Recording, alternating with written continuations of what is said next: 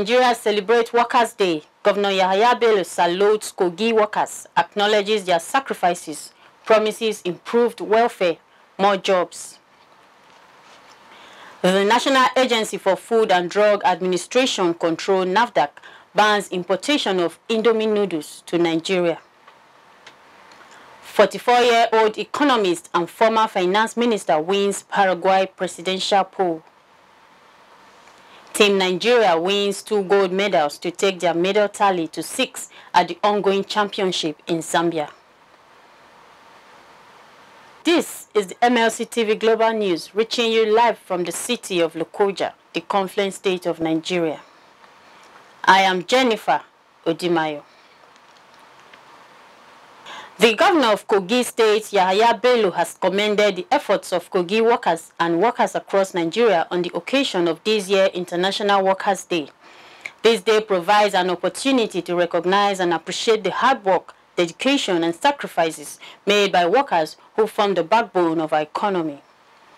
Bello is proud of Kogi's workforce, which he considers second to none, and recognizes their significant contribution to the development of the state and the nation. He acknowledges that the critical role of workers in the growth of the country and assures them that their sacrifices will not be in vain.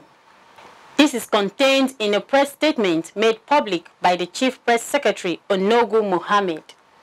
He further stated that the governor's administration recognizes the substantial contribution of workers in various sectors, including healthcare, education, agriculture, and manufacturing, and credit their timeless effort for the success of the state.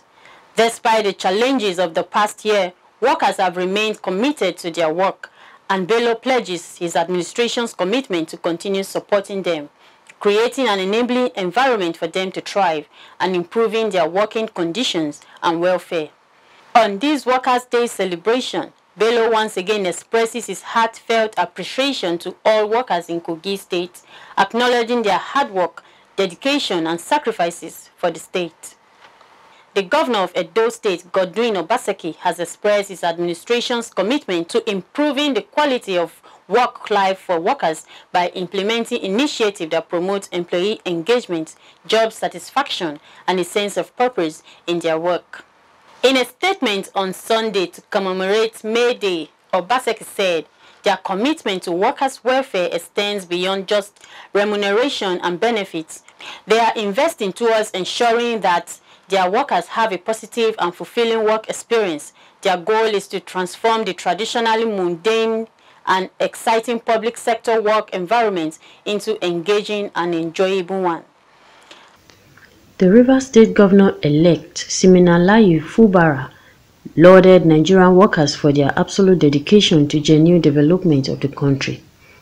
On his part, Fubara, in a statement issued from his media office and signed by Bon Oyedi, noted that Nigerian workers have been steadfast and committed to their duties despite the global economic challenges that affected the country's economy in recent times.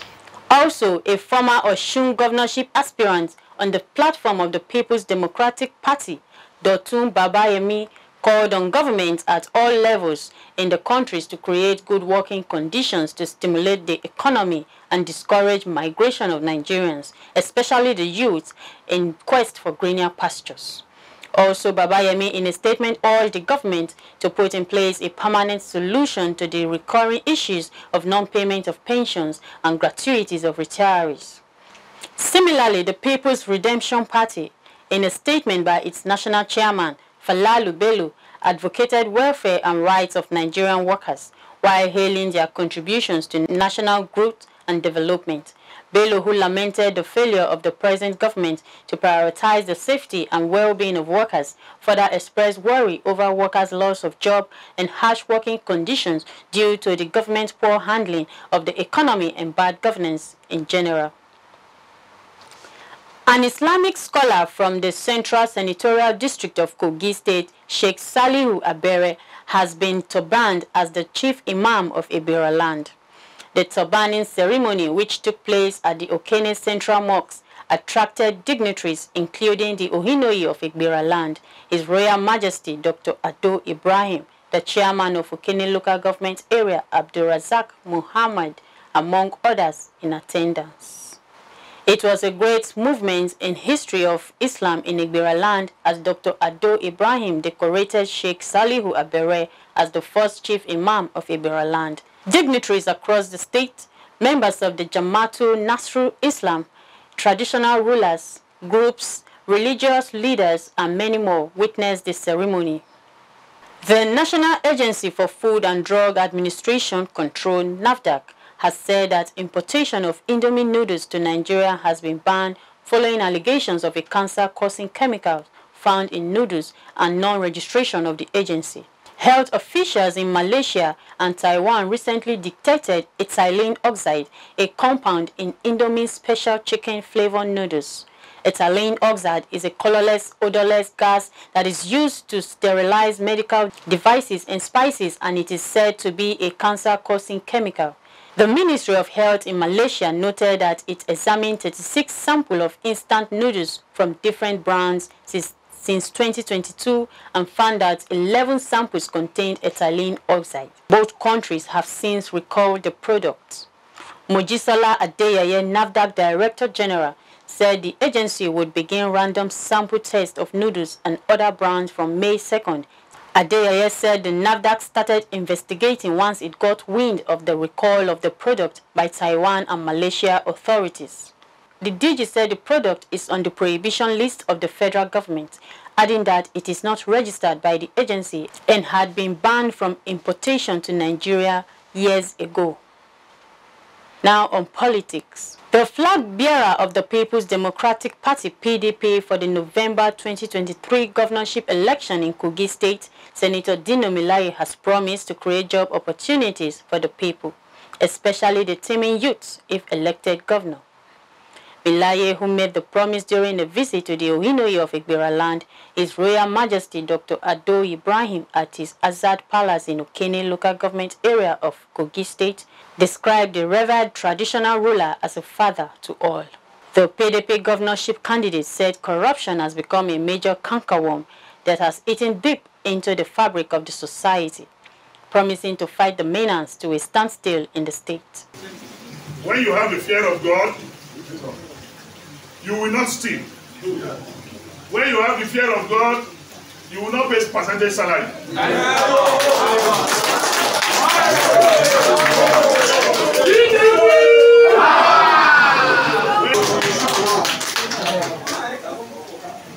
Today is not the day for campaign, it's the day to honor our daddy and pay respect for our father. And God will promote and elongate your life, sir. Yeah. Responding, the Ohinoyi of Ebiraland, Dr. Ado Ibrahim, welcomed him and urged the people of Kogi State to shun violence and vote for candidates of their choice during the coming governorship election in the state. The visit is part of the candidates' consultation activities to seek the people's support ahead of the November governorship election in the state. The ruling All Progressive Congress on Sunday night distanced itself from the purported sack of APC South-South Zonal Chairman Chief Victor Giadom and Secretary Udosen, describing the action as unlawful and unconstitutional. The removal of the APC leader was ratified in a special resolution signed by Acting Zonal Chairman, Zonal Organizing Secretary Blessing Agbomeri, Acting Zonal Secretary, Zonal Special Leader Chief Edet Ita Asia in Port Harcourt on Saturday. The other signatories were Oibimobowe Oyas, Zonal Youth Leader, and Cynthia Princeway, Zonal Woman Leader. The resolution accused Giadom of refusing to call for meetings and also indicated the APC Vice Chairman for the Zonal bluntly refused to accept or receive complaints and petitions from other states in the region. Reacting to the development, the National Publicity Secretary of APC, Felix Moka, described the act as unlawful and unconstitutional, saying the act was perpetrated by some individuals who don't have the authorities to take such decisions. He said Giadom and Udosen are and remain the South-South Zonal Vice Chairman and Secretary of the party, respectively. We'll go on a short break. We'll be right back.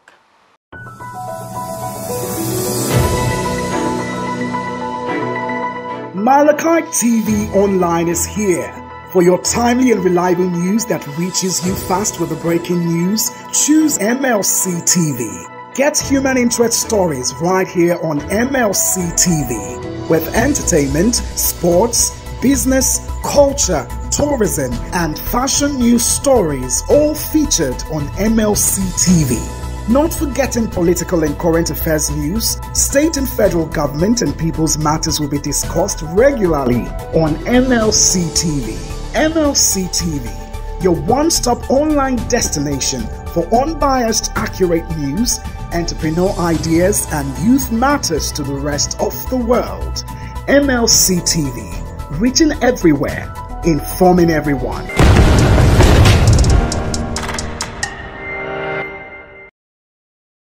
Welcome back. And now on crime. The Lagos State Police Command says it has arrested a couple over alleged self-kidnap for 5 million naira ransom. Benjamin Hundeyin, the police spokesperson who spoke to journalists, said the husband, 53, and the wife, 48, were arrested after a family member of the man reported the purported kidnap.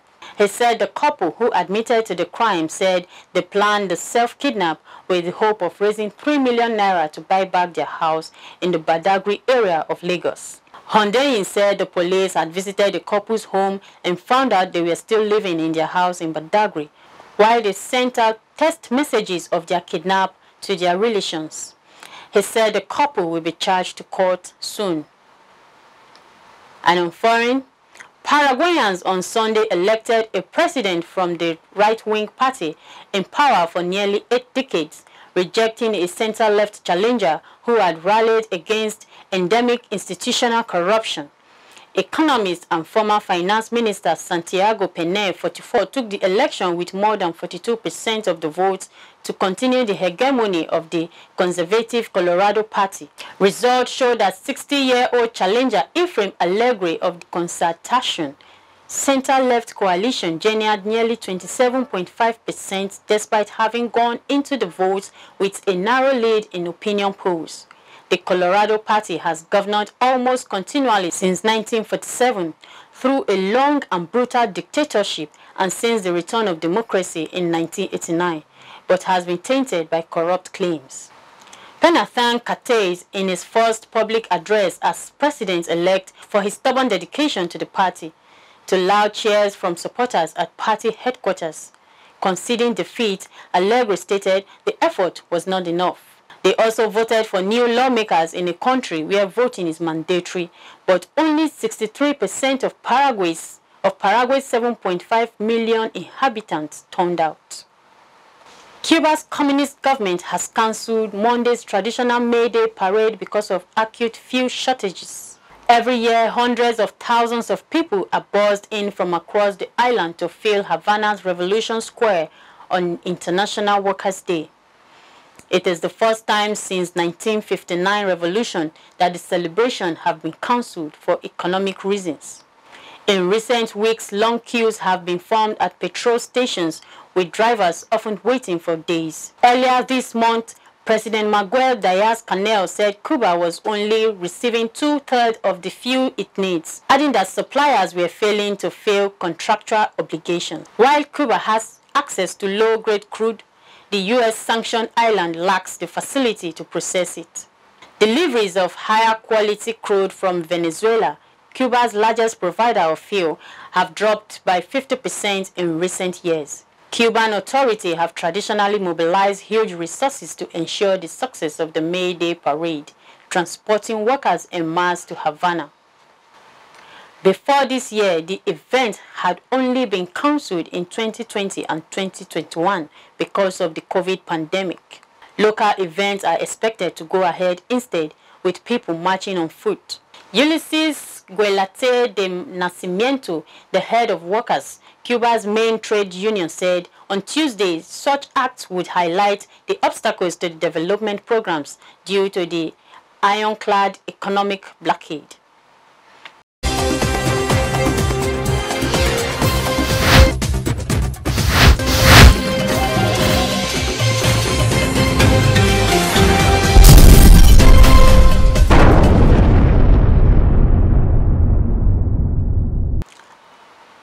And on sports, Team Nigeria on Sunday added 2 gold medals to take their medal tally to 6 at the ongoing 4th African Under-18 Championship and the 15th African Under-20 Championships in Ndola, Zambia. The team now has 4 gold, 1 silver and 1 bronze medal. In the athletics event, Opeyemi Oke won a gold medal in the women's under-20 400-meter final after returning a time of 52.60 seconds on day 2 of the event. Also, Samuel Ogazi won a gold medal in the under-18 men's final with a time of 46.8 seconds. Prior to the 2-medal haul on Sunday, jumpers Fejiro Joma and Grace Oshiopu won gold medals in their opening event. The Athletics Federation of Nigeria named 42 youngsters comprising 23 athletes in the under-18 girls and boys and 19 athletes in the under-20 men and women to compete for honors at the championship. PSV Eindhoven edged out Ajax on penalties in the Dutch Cup final on Sunday to successfully defend the trophy in Rotterdam. Fabio Silva's winning spot kick gave PSG their 11th cup triumph. Ajax are set to end the completed season with a major trophy for the first time 2017 to 2018. The Amsterdam Giants sit third in the Eredivisie with 4 matches to play, 3 points behind PSV and 11 adrift of leaders Feyenoord. Ajax took the lead in the 43rd minute as Everton Leonie Gerard Brantwaite put through his own net. But Torgan Hazard equalized for PSV midway through the second half after excellent play by rising Xavi Simon to set him up. Both teams missed 2 of their first penalties, but Silva, on loan from Wolves, stepped up to win the competition for PSV after Mexico defender Edson Alvarez missed for Ajax.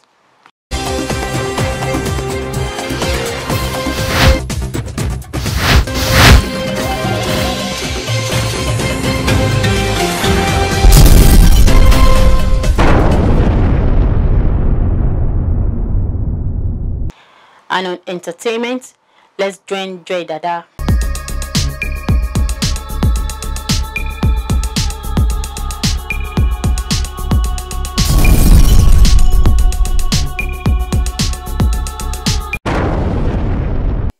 Welcome to our entertainment world. I am Joy Dada. In Africa, former Big Brother Naija housemate Maria Chike says spiritually related challenges she encountered after participating in the TV reality show in 2021 has drawn her closer to God. In an interview with the Cable, Maria revealed that she has faced many spiritual challenges that have gotten her close to God. The actress, who grew up in Christian homes, shared her faith has been tested after leaving the Big Brother house, stressing that having a strong support system and a solid foundation in faith helped her overcome life challenges. Crossing over to Europe, Nigerian female music artist Tiwa Savage will perform at the coronation of British monarch King Charles III. The momentous occasion, which is scheduled to take place on Saturday, May 6, 2023 at Westminster Abbey in London, will be the first time a Nigerian musician will receive such honor. Tiwa Savage will be joining a star-studded lineup of entertainers including Steve Winwood, DJ Petson, Lang Lang, Lucy, Palama Faith, and Oli Moss, who are set to provide entertainment for guests during the coronation concert and being launched on Sunday, May 7, 2023. The coronation event marks the official ascension of the monarch, King Charles III, and his queen consort, Camilla, to the throne following the passing of his mother, Queen Elizabeth II. Thanks for joining me. I am Joy Dada, reporting for MLC TV.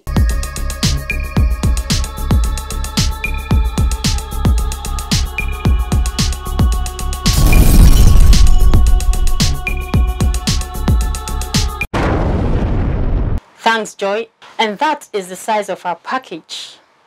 If you like what we are doing, do support us by subscribing to our YouTube channel, MLC TV, and like and follow our Facebook pages, MLC TV and MLC TV 2, Instagram, MLC TV 2021, Twitter, MLC TV 1, for your event coverage, appearances on any of our programs, contributions, comments, advert placement, or sponsorship. Please call or send SMS to any of our numbers displayed on your screen.